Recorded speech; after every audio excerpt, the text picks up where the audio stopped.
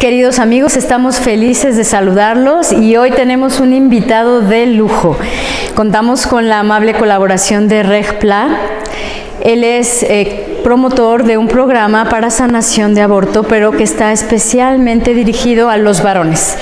En este tema del aborto, muchos nos hemos enfocado en la mujer, en el bebé, lo cual es una situación natural, pero nos estamos olvidando de una víctima más del aborto, de la que no se habla, y al no hablarlo, lo vamos violentando más, y que es el papá del bebé. Por eso en esta ocasión estamos con Reg Plat y vamos a platicar con él sobre este tema, del cual él es uno de los pioneros, la sanación posaborto para los varones. Reg, you're welcome in Mexico. Thank you very much for being with us. Thank you. I'm very happy to be here. I would like to know, what is your work in the pro-life movement? I have an advocacy for men who are suffering from the aftermath of abortion.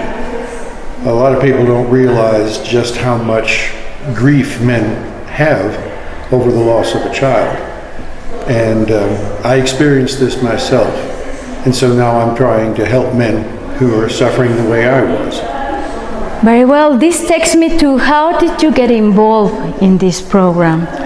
Well, Project Joseph came about through the auspices of our Catholic pro-life community in Dallas, which is the Respect Life ministry of the Diocese of Dallas. They have the after-abortion care, or healing after abortion, which had, for 20 years now, had Rachel's Vineyard, and 16 years with Rachel's Vineyard in Spanish. And 5 years ago, they decided that maybe it was time to look into doing something for men. I have to understand that Rachel's Vineyard is focused on women. Well, actually, both men and women. Okay. But primarily on the On women. Yes. Yeah, I had actually attended Rachel's Vineyard. My wife, Susan, bless her heart, went with me to the Rachel's Vineyard retreat, which was 3 days. And at this retreat, I named my child Elizabeth Dolores Platt, and memorialized her and mourned her finally, properly. She became a person to me instead of just the abortion. Right. And it made a big difference.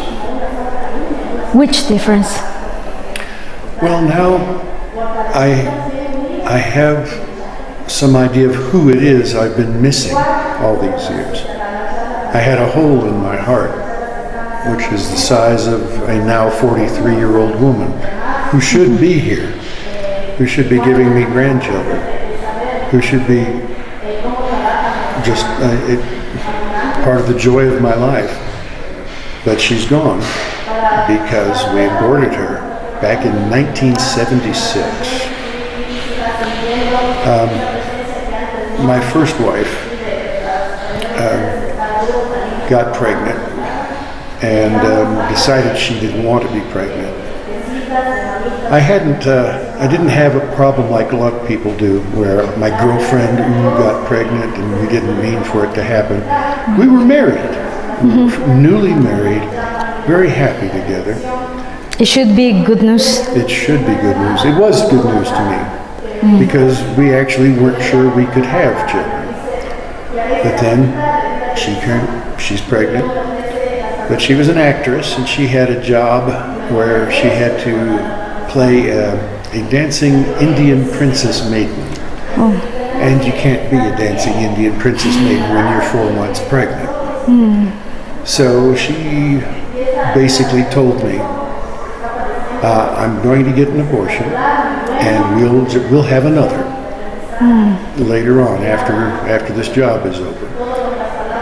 And I was a coward, and instead of saying, don't do this, please, I just said, well, it's your body, you do what you want, and I'll support your decision, which is actually a man's way of saying, phew, it's not my problem. And the decision broke my heart.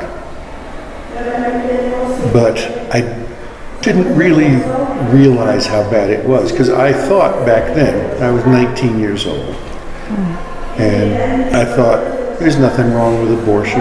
This is a right women have fought for, and they deserve it. So I supported it up here, but down here I was just fractured. And I became depressed and angry at everything. And even suicidal. That summer, I made a, fortunately, very bad attempt to kill myself over it. But I didn't know why. You know, it's very strange to be suicidal and not know why you want to kill yourself. And then I'd agreed to the abortion because I wanted our marriage to survive. I knew if I fought it, it would break us up, because she was very strong, women's liber, you know. So I went along with it. And then 6 months later, our marriage fell apart anyway. She started cheating on me, and I started just, I was actually abusive sometimes over it. I'm sorry to say it, but I was, because I was struggling with all these problems. And we broke up. Go ahead. Do you think it was a consequence of the abortion, this abusive behavior? Oh, yes. You weren't after that, before that? No. I was actually a pretty nice guy. I mean, I was selfish and, you know, and wanted my way all the time, but that's everybody at one level or another because of original sin. And but I wasn't trying to hurt anybody. I was trying to do what I thought was right. But then, because I was so angry over the abortion, it turns out, I would start lashing out. And it just, our marriage fell apart in the most ugly way it could possibly have done. So anyway, your marriage was gone away. Oh yeah. And you were hurting both. Yes. Well, I know I was hurting. Well, what's really strange is after we broke up, she came back to me and asked me for help with another abortion, somebody else's baby. And by that time, my heart had hardened. And I said, sure, come on, let's do it, let's go. And I took her there, and then when it was over with, I just washed my hands of it.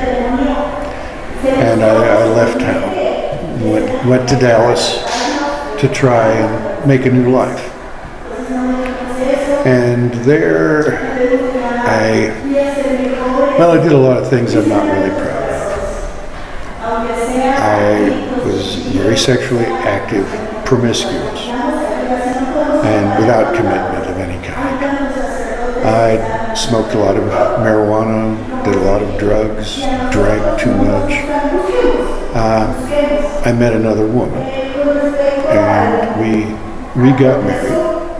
She was 8 years older than me, and she wanted a child, I think. But at this point, I couldn't give it to her.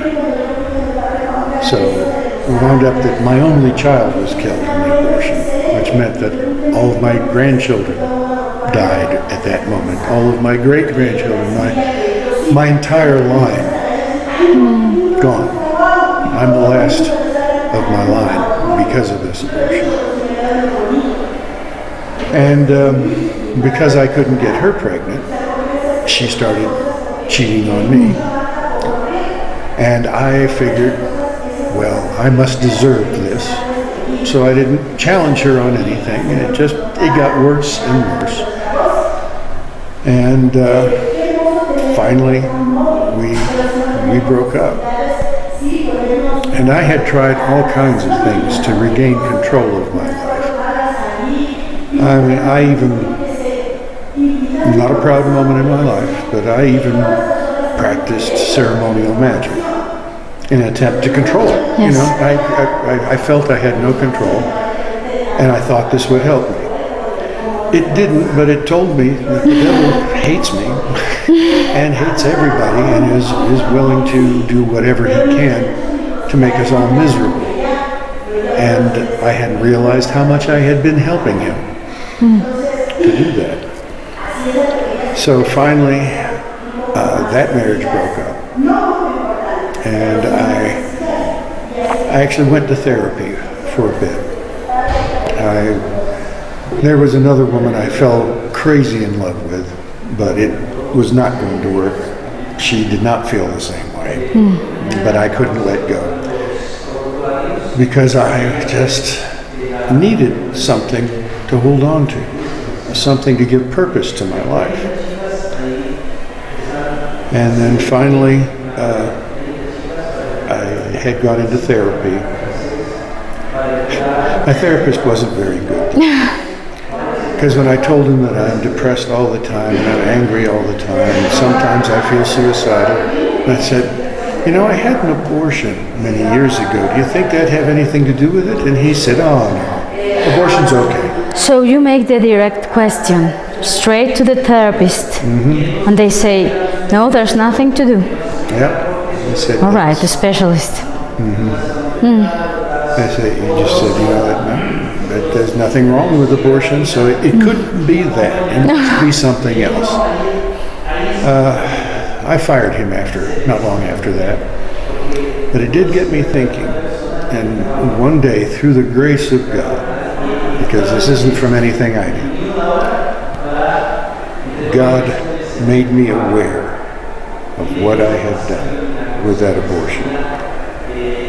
I was thinking how I had no children and how I'd probably never have any children. And then God said to me, no, you have one child. She's up here in heaven with me. And when I realized that, my heart broke again. Because I knew my guilt in that moment. And while it was hard, it allowed me to turn to God and say, I'm so sorry. I didn't want for this to happen, but I did nothing to stop it. Forgive me. And he did. It took me a while to forgive myself. There are a lot of men out there who have been to confession, have faced it, but haven't forgiven themselves for it. I figure if it's good enough for God to forgive me, who am I not to? But it took time to learn that. And the best thing happened with Project Joseph and with Rachel's Vineyard is I not only learned to forgive myself and learned to think of my child as Elizabeth instead of the abortion. At that time, I was finally able to forgive my first wife. And that lifted a burden off of me. So with Project Joseph, we thought that men need to deal with other men for this problem. Right. I mean, working with women is good, but there are things, well, there's 5 things about Project Joseph. The first is it's necessary. In the United States, there's 60 million abortions since 1973. And every one of those has a man involved. Right. So if you don't have an abortion in your past, you know somebody real close by who does. But they're not talking about it. It's by men who had an abortion and have dealt with it, have sought forgiveness, have forgiven themselves, are trying to grow. It never goes away, but it gets better. It used to be that my abortion ran my life. It decided what I talked about, how I felt about things. But once I took responsibility for it, it was me in charge now, and not that. So that I was made stronger by this. Project Joseph helped me be stronger, braver, and truer, is what a man needs to be. So it's necessary, it's by men who know what the problem is, and it's for men only. It's completely and strictly confidential, and it works. Those are the 5 things to know. I see some things in abortion, in the consequences of abortion in men and women that are similar, like the inability to forgive yourself. I see this consequence in women also. But you have told us about some different things, how men experience the consequence of an abortion. You know, I was thinking whether it takes away your manhood. Yes, it does. It damages it terribly. A man, like I said, is supposed to be strong and brave and reliable. Yeah, but abortion makes a man powerless. It makes him afraid, and it makes him unsure. Powerless because there's nothing he can do legally about it. I mean, you could grab the woman and lock her up, but that's a crime. Yes, I mean, right. You don't sin to solve a problem. And this leads me to think about Mexico City laws, Yes. abortion laws, because it only gives the women a so-called right to decide, and then the man has nothing to do about it. If he wants to be responsible and care for his child, the law just keeps him away. Keeps him away. It takes away his right to a child. The man has also rights. Yes. Yes, he does. That's the natural law.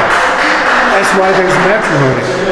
It's when 2 people get together, not just because they love each other, but because they are good for each other, because they're ready to raise a family.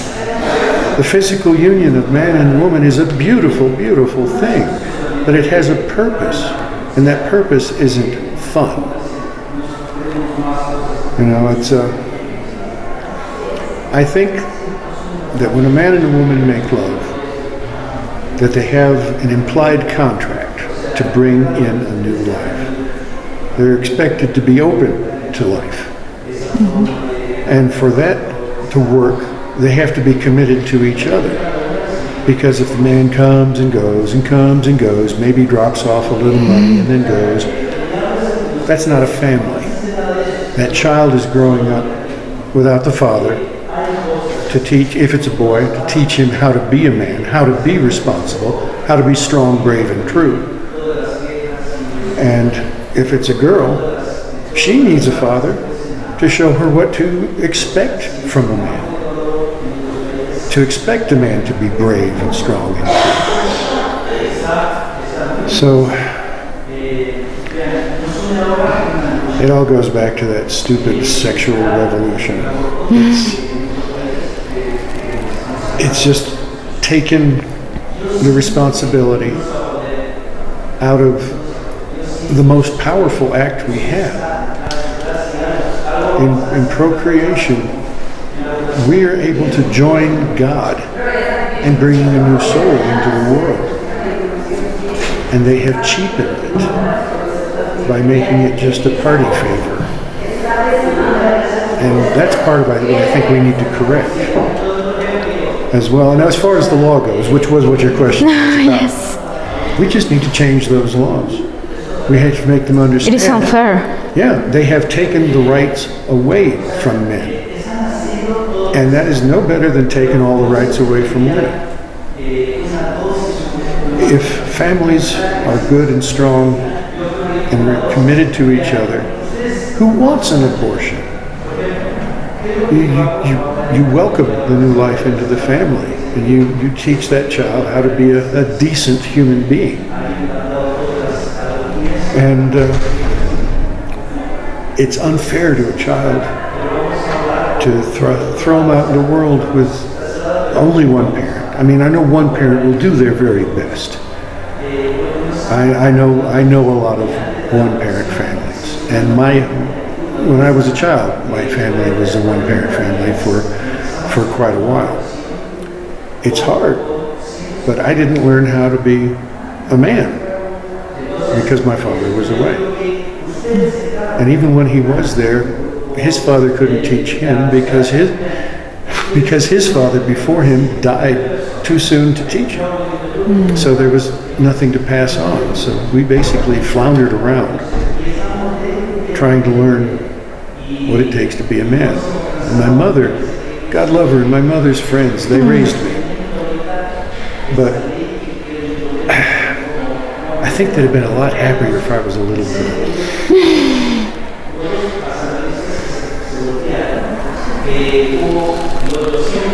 How many men have you helped through Joseph's program?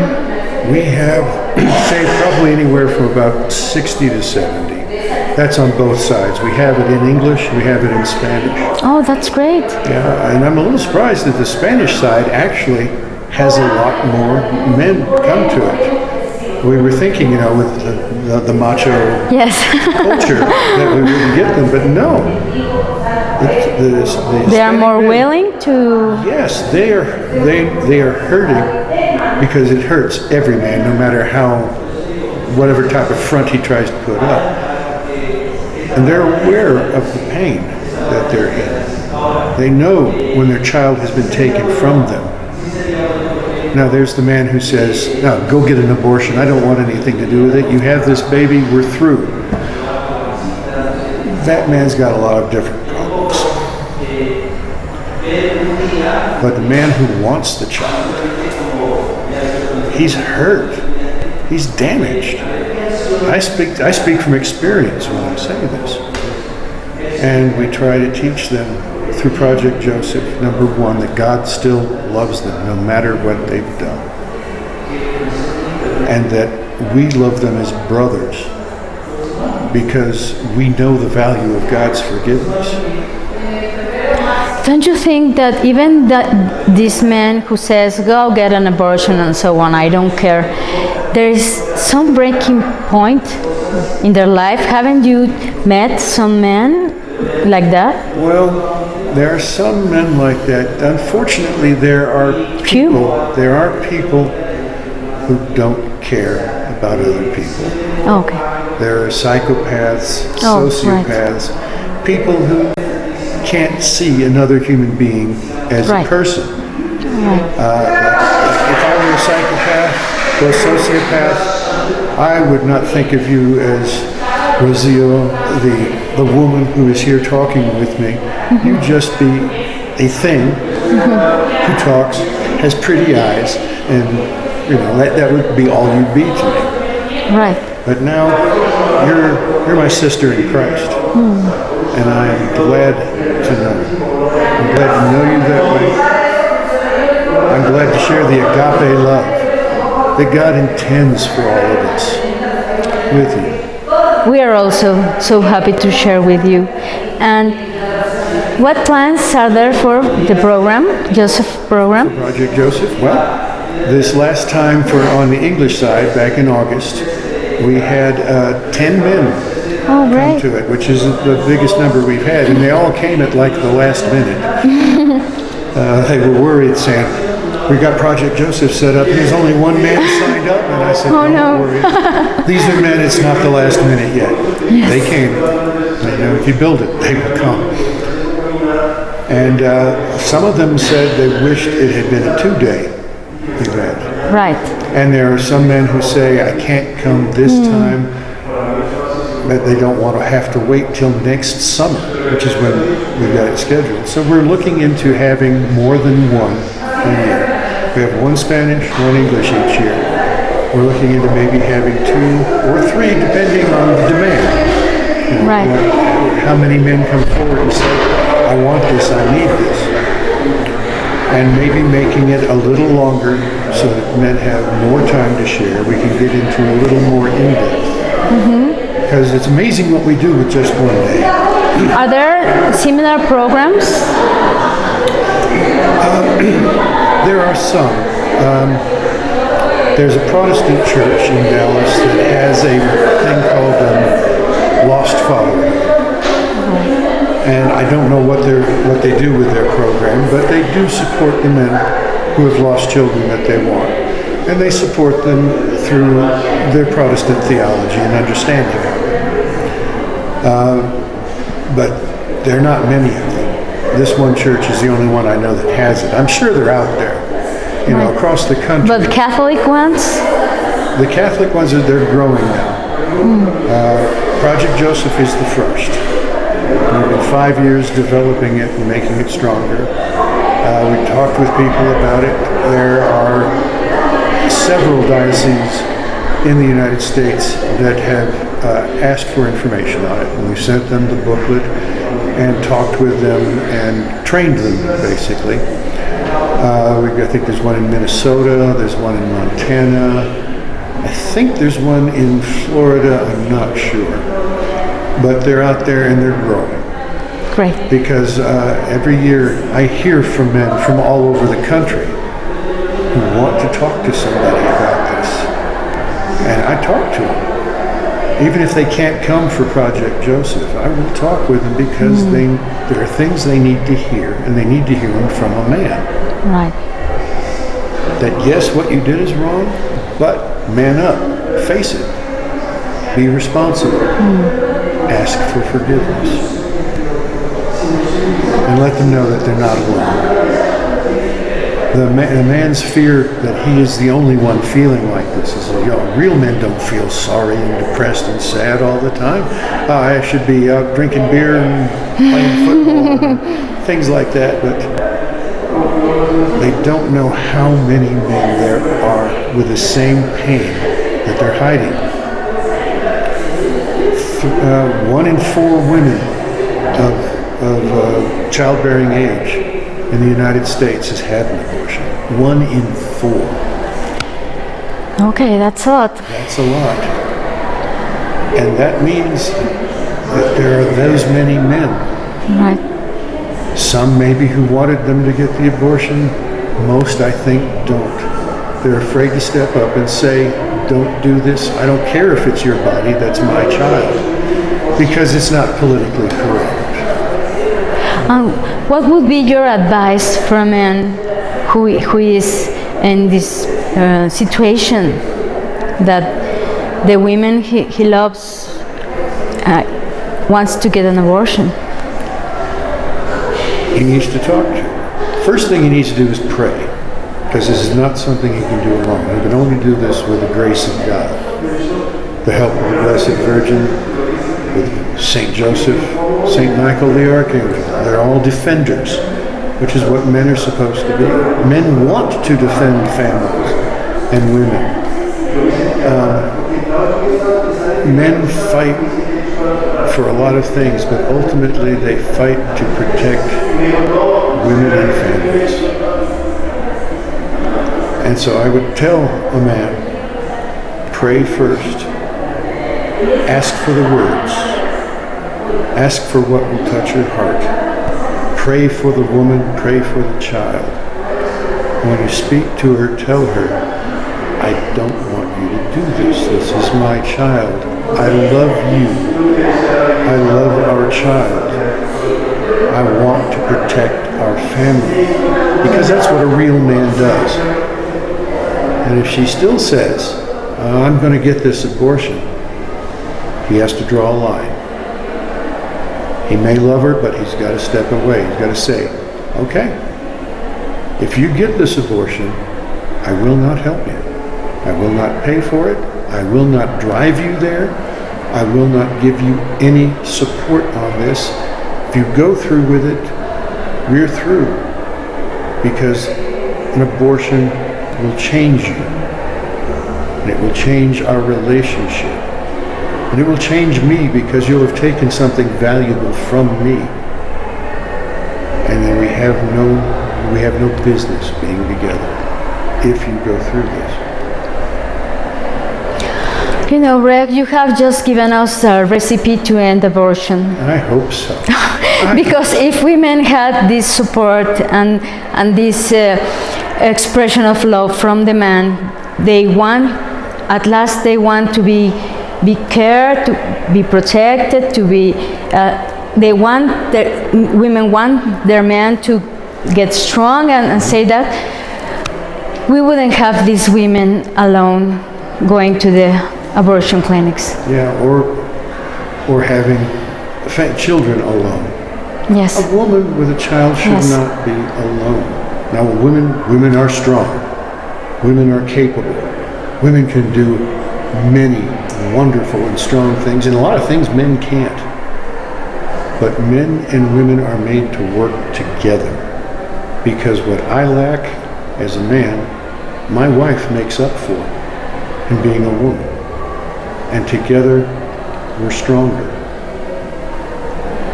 And it's that way with all men and women. So you have given a clear glance to us that abortion is a war against women, against children, but also against men. Yes, abortion does nothing but destroy. It destroys life. It destroys relationships. 80% of relationships break up after an abortion. 8 out of 10 break up. And the ones that remain have a very hard time of it. Right. Abortion destroys self-respect. It destroys the things we need to be responsible for.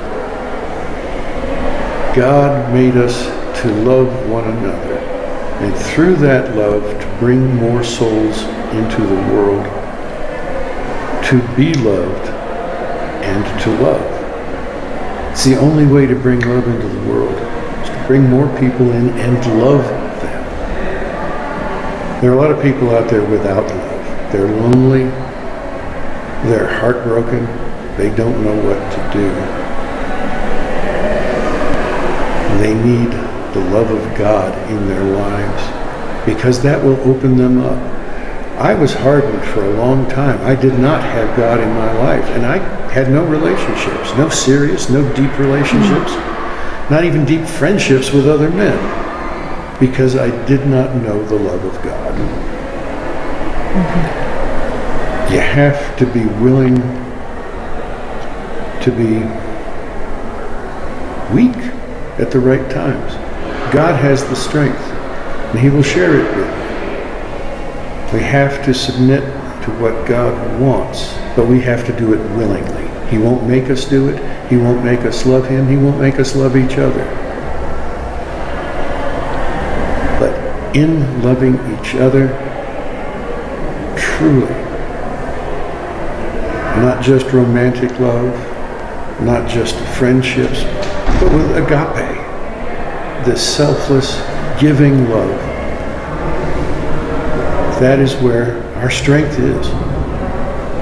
And that way, we know no strangers, we know no enemies,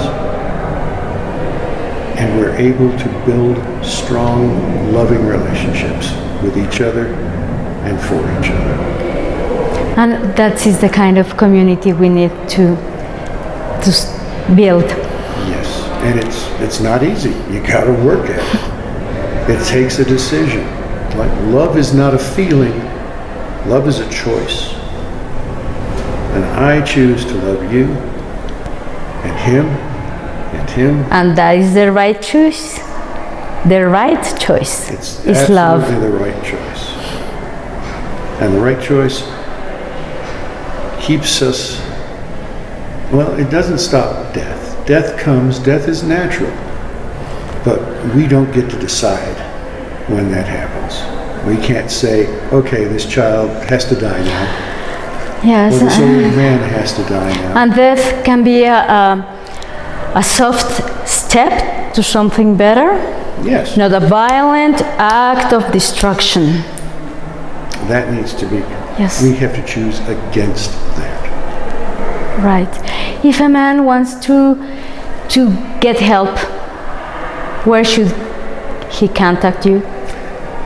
You can go online. There is a website called projectjosephdallas.org. And there he will find information about contacting us.